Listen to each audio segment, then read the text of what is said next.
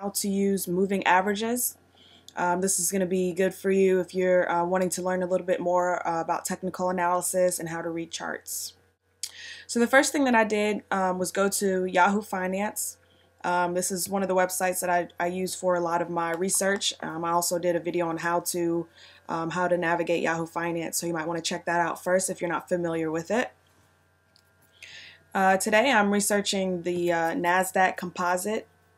So I just went to the home page of Yahoo, and on the left hand side there is a chart for the NASDAQ, and I just clicked on that. Okay, so the first thing that I'm going to do is change the chart settings.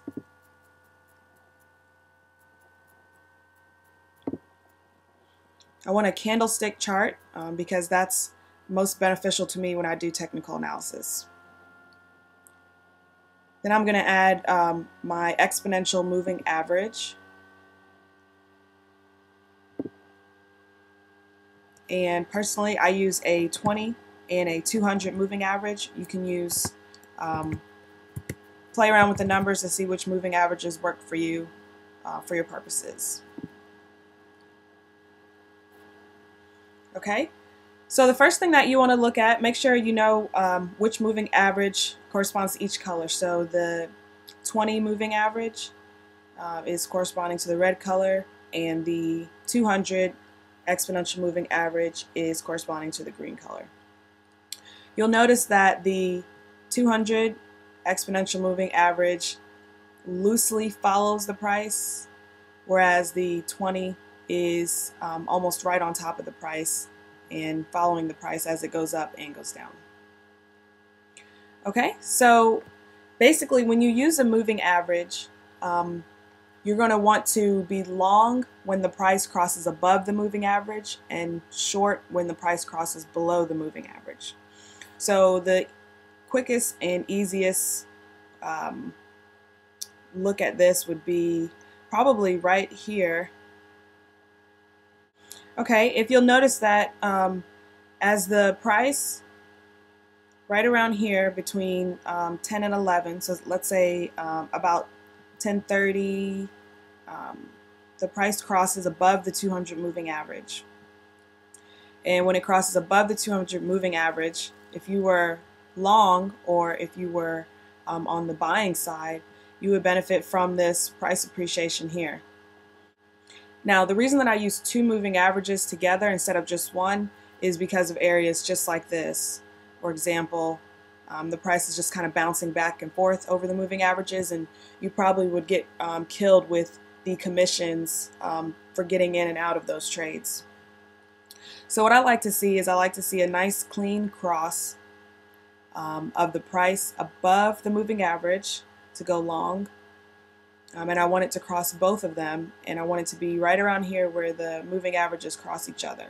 So once I see that cross, that's my signal to go in, and then I can benefit from going in long here.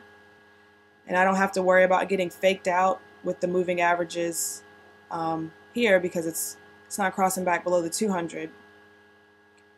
I'll benefit from this.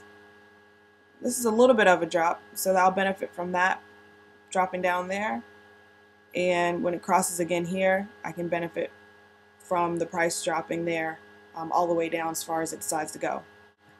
You know, you can decide to go in each and every time, or you can pick and choose. The best way to profit from a rule is to figure out how many times it works, and you'll get your percentage ratio. For example, with moving averages, for my strategy, it works about 80% of the time. And so if I go in every single time, I'm going to lose, you know, 2 trades out of every 10 that I do, but I will win 8 trades.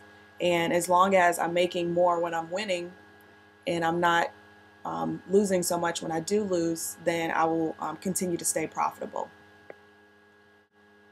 So that's how I use moving averages to trade.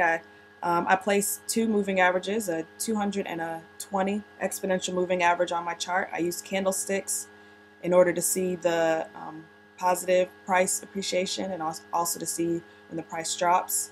And I buy when the price crosses both the 200 and the 20 moving average, and I sell when the price drops below both the 200 and the 20 moving average. And I can use this on anything, stocks, foreign exchange, futures, anything that has a price that you're able to chart. So you can use it on anything in the market. If you have any questions, be sure to contact us at fsyaonline.com. And thanks for joining our tutorial today.